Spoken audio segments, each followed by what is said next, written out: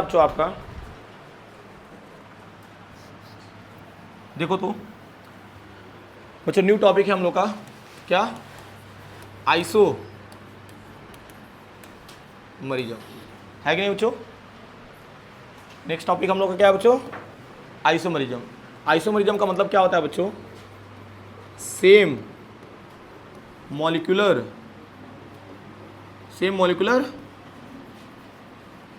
formula but same molecular formula but different structure and different structure and different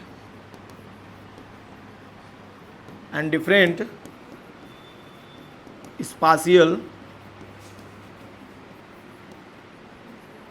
arrangement. ठीक है बच्चों different spatial arrangement इसमें ये कर लेना। ठीक है अब मेरी बात सुनो स्पाशियल अरेंजमेंट ये तो स्ट्रक्चर तो समझ में आ रहा होगा बचपन में भी पढ़े होंगे आप लोग है कि नहीं। स्पाशियल अरेंजमेंट बच्चों थोड़ा सा आपको कन्फ्यूजन हो रहा होगा। मैंने आपको क्या बताया बच्चों किसी भी क्लासरूम में एक सिंगल रो में अगर बच्चे बैठ रहे हैं या स्पेरिकल में बच्चों बैठ रहे हैं वो टर्म्स को बताता है यानी ग्रुप्स है ना बच्चों ग्रुप्स लिगेंड्स के उसको कैसे आपने अरेंज किया बच्चों 3D डायमेंशन में वो स्पाशियल अरेंजमेंट होता है। ओके चलो अभी इसके बारे में बच्चों आगे भी डिटेल करेंगे। हमने क्या बताया बच्चों it is of two types. एक कितने टाइप्स के बच्चों होंगे 2 टाइप्स के। तो फर्स्ट आपका पार्ट होगा बच्चों ध्यान देना स्ट्रक्चरल आइसोमरिज्म।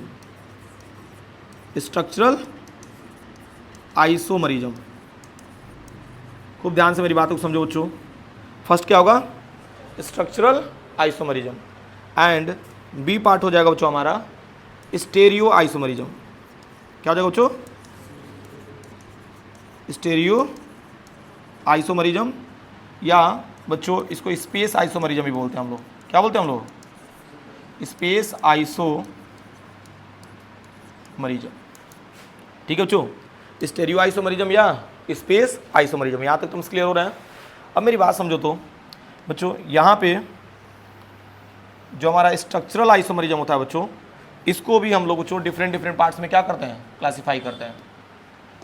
देखो तो यहाँ पे टर्म्स को समझो स्ट्रक्चरल आइसोमरिज्म है बच्चों ना तो इसमें सबसे पहला पार्ट होता है बच्चों आयोनाइजेशन आइसोमरिज्म।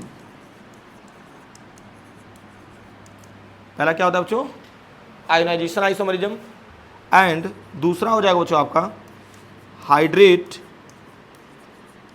या सॉल्वेट आइसोमरिज्म। समझ पा रहे हो मैंने क्या बोला बच्चों हाइड्रेट या सॉल्वेट आइसोमरिज्म। मैं ट्रिक वाइज बच्चों बताऊंगा कि कैसे आप पहचानेंगे। ठीक है ना फिलहाल अभी समझते हैं हम लोग कितने पार्ट्स इसके हाइड्रेट या सॉल्वेट आइसोमरिज्म एंड नेक्स्ट हो जाएगा बच्चों लिंकेज आइसोमरिज्म। ओके बच्चों एंड नेक्स्ट बच्चों देखते हैं हम लोग। ठीक है लिंकेज के बाद बच्चों एक और हमारा पार्ट आता है बच्चों कोऑर्डिनेशन आइसोमरिज्म एंड एक और टर्म्स होता है बच्चों हमारा coordination position isomerism. Coordination position isomerism. ठीक है बच्चों ये हमारे सारे पार्ट्स किसके लिए रहे बच्चों स्ट्रक्चरल आइसोमरिज्म के लिए।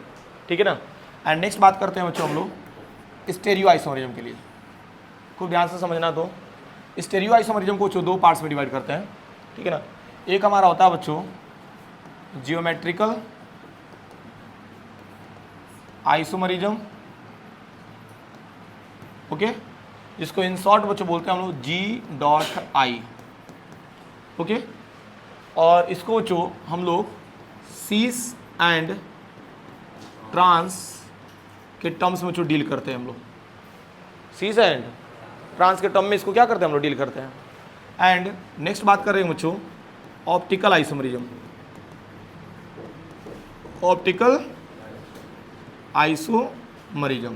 ठीक है बच्चों इसको हम लोग डील करते हैं बच्चों डेक्स्ट्रो एंड लीवो के टर्म में बच्चों, डेक्स्ट्रो एंड, देखो डेक्स्ट्रो को आप लोग पॉजिटिव बोल सकते हो, इसको नेगेटिव बोल सकते हो, ठीक है बच्चों।